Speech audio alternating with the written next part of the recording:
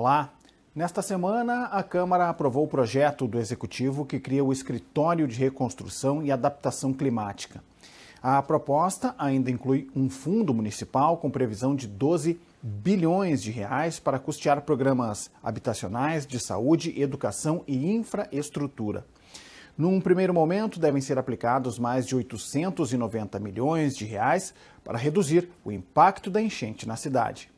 Então é uma necessidade muito grande de recuperar postos de saúde, escolas, equipamentos sociais, as praças, os parques, os sistemas de proteção, né? Tem que recompor, que a gente identificou uma série aí de falhas de projeto de concepção. Há uma dimensão muito grande de obras a ser feita, né? A gente fez essas obras ao longo dos 250 anos da história de Porto Alegre. De uma hora para outra a enchente veio e acabou com habitação, né? Com todos os equipamentos públicos. E por isso a necessidade de criação de um escritório enxuto, com prazo muito curto, até o final do ano, mas que a gente dê conta de produzir essa recuperação, essas obras, de contratar apoio técnico privado para a gente botar em curso a recuperação. Por quê? Cerca de 3,2 bilhões por mês a cidade perde pelo não retorno da sua normalidade. O plenário também aprovou o projeto do Legislativo que anula multas de trânsito aplicadas pela EPTC durante o mês de maio em Porto Alegre, período da enchente na capital. Nesse momento que a gente está vivendo, onde cada centavo, cada recurso financeiro, ele é muito importante para a vida das pessoas, a multa que justamente vai ser feita pelos órgãos, mas de uma forma em que não foi com uma má fé. Foi onde as pessoas quiseram efetivamente salvar pessoas. Então essas multas, no meu entendimento e no entendimento dos vereadores, dos colegas, essas multas precisam ser canceladas para que as pessoas não sejam vitimadas duas vezes. Entre as comissões, destaque para a de Defesa do Consumidor e Direitos Humanos. A CDCOM tratou sobre problemas na rede de internet relatados pelos moradores de Porto Alegre. Os consumidores alegam que estão com dificuldade, por exemplo, de trabalhar em home office e que não tem retorno das empresas quando o serviço fica indisponível. A comissão já realizou outros encontros para tratar do tema e os relatos serão encaminhados ao Ministério Público. Eu moro aqui no bairro Santana da Divisa com Bonfim e cada chuva aqui para nós é um desespero. A gente não sabe se vai acordar com internet. A gente não sabe se vai acordar com luz, a gente não sabe se vai acordar e vai conseguir trabalhar no outro dia.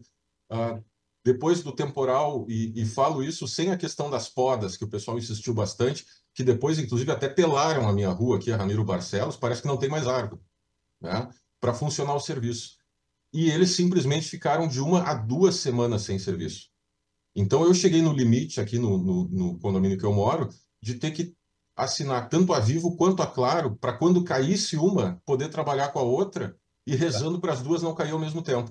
Chega até a ser contraditório os consumidores não terem um serviço contínuo, né? Porque serviço público essencial se presume, conforme o próprio Código de Defesa do Consumidor, implica num serviço contínuo, e a última coisa que se tem nesse serviço de internet é continuidade. Não há continuidade. Aliás, há uma descontinuidade na prestação do serviço. E o consumidor não é informado, e mais do que isso, ele tem, mesmo sem internet, engraçado que ele tem que utilizar o WhatsApp para entrar em contato com a operadora. Mas como é que ele vai utilizar o WhatsApp se ele está reclamando ou pretenderia reclamar aquela operadora se ele não tem internet? E vamos fazer uma campanha de fomento das reclamações para o PROCON municipal e o PROCON estadual. A semana também foi marcada pela despedida ao ex-vereador Luiz Braz, que faleceu na segunda-feira aos 77 anos, vítima de câncer. O corpo do político foi velado no plenário Otávio Rocha.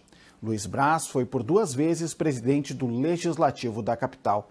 Familiares e amigos destacaram o legado do ex-vereador. Um vereador que, quando eu cheguei aqui no meu primeiro mandato, era vereador, tive a oportunidade, inclusive, de participar de CPI com ele presidindo a CPI, um vereador muito atuante, aquela voz inesquecível do nosso grande amigo Luiz Braz. É uma pessoa que certamente vai deixar muitas saudades para Porto Alegre, uma pessoa que trabalhou muito pela nossa cidade.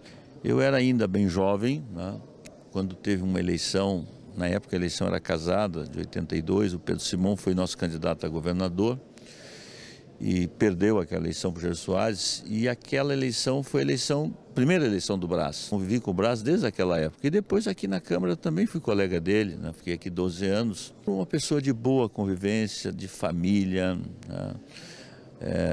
Toda a família dele, gente boa, os filhos, a esposa, uma maravilha de pessoa, enfim.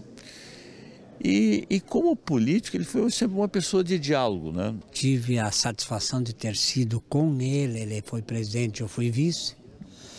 E tive a satisfação de conviver com ele no plenário, em comissões, durante muitos anos. Porto Alegre perde uma liderança bastante grande aqui da cidade. O Brás atuava e trabalhava muito com as mães.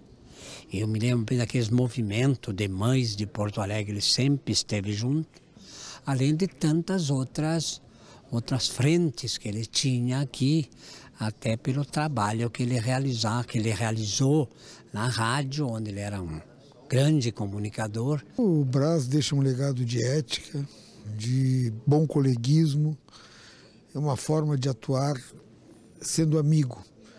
Eu fui colega do Brás por 3 mandatos e fui presidido por ele também. E a partida dele, que nos deixa hoje, é algo que faz a todos sofrerem, porque ele realmente vai fazer falta. Aquele sorriso alegre não era apenas um sorriso formal, pelo contrário, traduzia uma alegria de viver e uma alegria de nos encontrar. Uma pessoa ponderada que sabia discutir as matérias, discutir inclusive com aqueles que pensavam diferente, mas de forma respeitosa, sabendo argumentar, sabendo ter o respeito pelo pensamento e pela opinião de outras pessoas.